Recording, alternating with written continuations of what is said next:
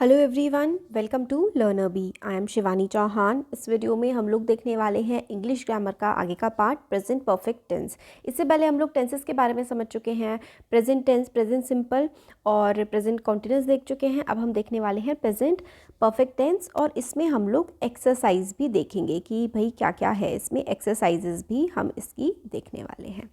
तो क्या होता है प्रेजेंट परफेक्ट टेंस में? इसमें सबसे पहले आता है सब्जेक्ट, हैज़, हैव, वर्ब की थर्ड फॉर्म। कल ही हम लोगों ने वीडियो बनाया था जिसमें वर्ब की फॉर्म्स के बारे में मैंने आपको बताया था कि कौन कौन सी आपको याद करनी चाहिए, बहुत इंपॉर्टेंट जो होती हैं। और भी वर्ब की फॉर्म्स पर और भी वीडियो बनेंगे क्योंकि ये टॉपिक काफ़ी ज़्यादा इंपॉर्टेंट है और बहुत सारी फॉर्म्स हमें याद करनी होती हैं। तो सब्जेक्ट प्लस हैज़ है वर्ब की थर्ड फॉर्म। तो सब्जेक्ट क्या होता है? जो चीज़ इंपॉर्टेंट होती है वो होता है सब्जेक्ट। जैसे कि अभी हम लोग देखते हैं, तो in the present perfect tense the past participle, ठीक है, third form of verb is use with has, have. तो देखिए, जब भी हैज़ या फिर हैव है और वर्ब की थर्ड फॉर्म है plus third form of verb, has, have और थर्ड फॉर्म ऑफ वर्ब है, तो यानी कि हमें समझ जाना चाहिए कि ये हमारा परफेक्ट टेंस है। ये देखिए, प्रेजेंट परफेक्ट हो सकता है, पास्ट परफेक्ट हो सकता है, फ्यूचर परफेक्ट टेंस भी हो सकता है। तो वर्ब की थर्ड फॉर्म लगती है इसमें और हैज़ और हैव लगता है सब्जेक्ट के साथ। एग्जाम्पल के लिए, has is added with third person singular. तो हैज़ कहाँ कहाँ पर लगता है? हैज़ लगता है ही, शी, इट एंड, ठीक है, ही, शी, इट, नेम। या फिर नेम के साथ, जैसे कि शिवानी हैज़ डन इट, तो शिवानी ने ये करा है। शिवानी हैव डन इट कभी भी नहीं आएगा, नाम के साथ हमेशा हैज़ आएगा। ही, शी या फिर इट के साथ भी हमेशा हैज़ आएगा। Have is added with I, we, you, they and plural nouns, जैसे कि आई हैव डन इट, मैंने ये काम किया है। ऐसे ही you have done it, they have done it या फिर एनिमल्स हैव डन इट। तो प्लूरल फॉर्म जब भी होगी, आई, वी, यू, दे, इन सब के साथ हमेशा हैव आएगा, कभी भी हैज़ नहीं आएगा। और ही, शी, इट और किसी का नाम होगा, ही, शी, इट और नेम के साथ हमेशा हैज़ लगता है। ये बात आप लोग को याद रखनी है। आई, वी, यू, दे और प्लूरल नाउन्स जब भी होंगे तब हम लोग हैव का इस्तेमाल करेंगे, ठीक है। जैसे कि हैज़ कब होगा? शी, हमने देखा था ना, ही, शी, इट या फिर नेम। तो she has one a price, उसने प्राइज़ जीता है। यू हैव इंसल्टेड मी, तुमने मेरी बेइज्जती मारी है, ये हो सकता है क्योंकि देखो यू के साथ हैव आता है। और आई हैव डन इट, मैंने ये काम कर लिया है, तो आई के साथ भी हैव आता है। ये चीज़ ना बहुत ज़्यादा इंपॉर्टेंट है और आपको याद रखनी है कि ही हो गया, शी हो गया, इट हो गया, इनके साथ तो हमेशा हैज़ आएगा। और आई, वी, यू, दे, ये प्लूरल नाउन्स होते हैं, इनके साथ हमेशा हैव आएगा और इसके साथ हैज़ आएगा। अब देखते हैं इंटेरोगेटिव फॉर्म, यानी कि जब कुछ पूछा जाता है, इंटेरोगेशन करी जाती है, कुछ क्वेश्चंस पूछे जाते हैं। तो इंटेरोगेटिव का मतलब हमेशा होता है क्वेश्चंस पूछना। जब कोई क्वेश्चंस पूछे जाते हैं तो इसका मतलब होता है कि इंटेरोगेशन की जा रही है। जब क्वेश्चन पूछे जाते हैं तब उसमें होती है इंटेरोगेशन, ठीक है। हमेशा याद रखें कि जब भी क्वेश्चंस पूछे जाते हैं तो इंटेरोगेशन होती है। Has have are placed before the subject, जैसे कि have they cross the river, यहाँ पर जैसे सब्जेक्ट दे है तो इससे जस्ट पहले हैव आ गया, ठीक है। सब्जेक्ट होता है, जैसे कि इसमें सब्जेक्ट है दे, तो दे से जस्ट पहले क्या आ गया? हैव। दे से जस्ट पहले हैव आ गया है। They have cross the river, तो they have cross the river होता तो हो जाता कि भाई उन्होंने रिवर क्रॉस कर ली है। अब मैं आपसे क्वेश्चन पूछ रही हूँ, क्या उन्होंने नदी पार कर ली है? तो have they cross the river, क्या उन्होंने नदी पार कर ली है? तो have they crossed the river, have they crossed the river, क्या उन्होंने नदी पार कर ली है? अगर मैं ऐसा बोलूँगी तो मैं क्वेश्चन पूछ रही हूँ। जब क्वेश्चन पूछते हैं तो हैव आगे आ जाता है, हैव या has. Have you seen my mother, क्या तुमने मेरी मम्मी को देखा है? अब यूजेस किस तरीके से होते हैं इसके प्रेजेंट परफेक्ट टेंस के, ये हम लोग देख लेते हैं। तो कहाँ का इसका इस्तेमाल होता है?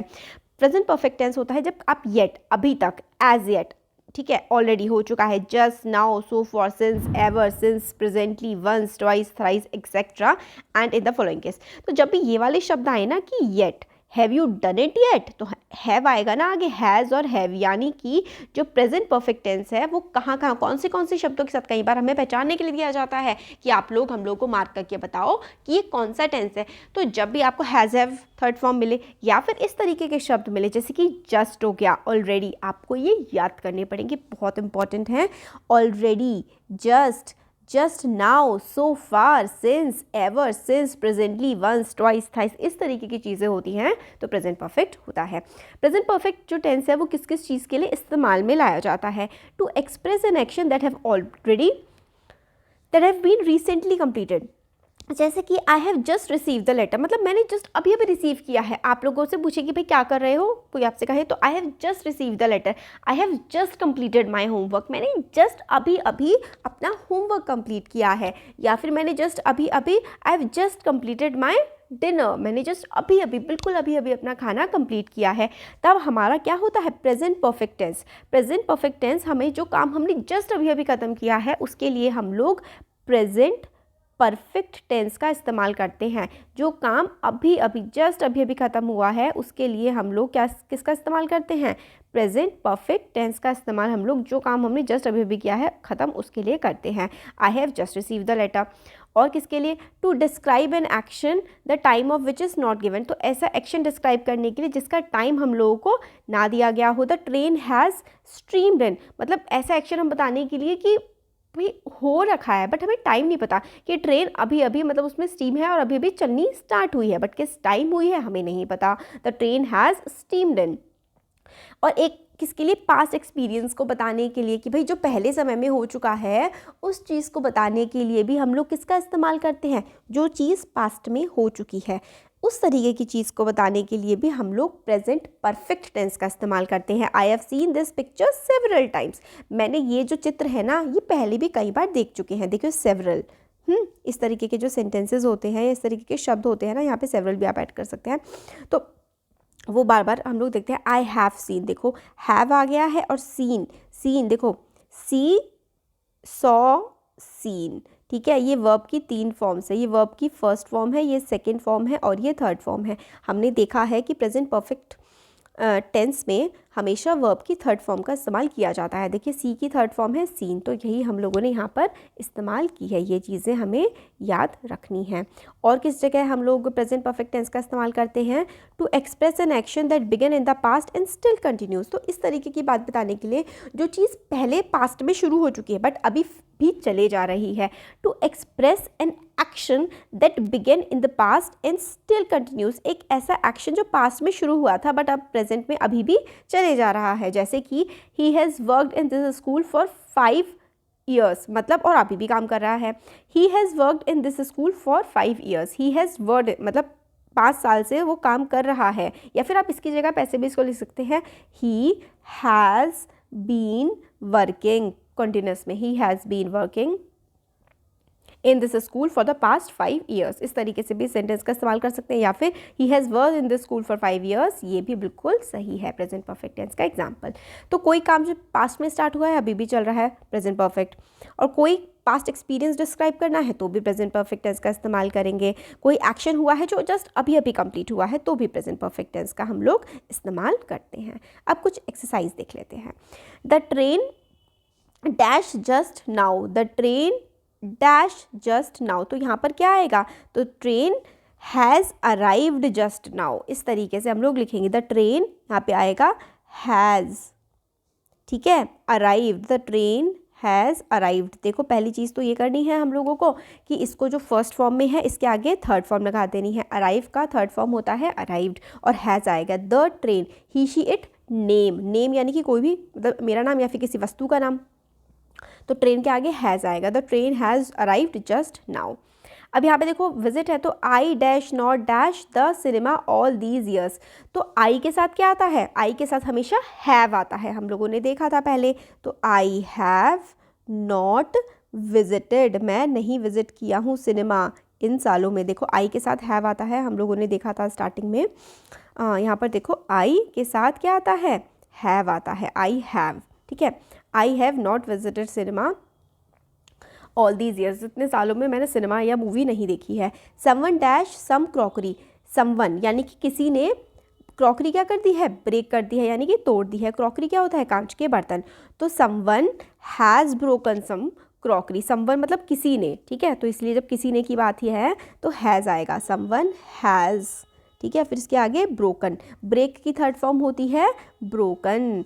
तो break, break, break first form होती है, फिर उसके बाद सेकंड फॉर्म इसकी होती है ब्रोक, और इसकी थर्ड फॉर्म होती है ब्रोकन। ये मैंने आप लोगों को कल जो वीडियो बनाया था ना वर्ब्स वाला, उसमें देखा था कि वर्ब की अलग अलग फॉर्म्स होती हैं। तो और वीडियो भी आएंगे उस पर, क्योंकि वो बहुत इंपॉर्टेंट पार्ट है अगर आप लोगों को टेंसेज या फिर ग्रामर अच्छे से सीखनी है।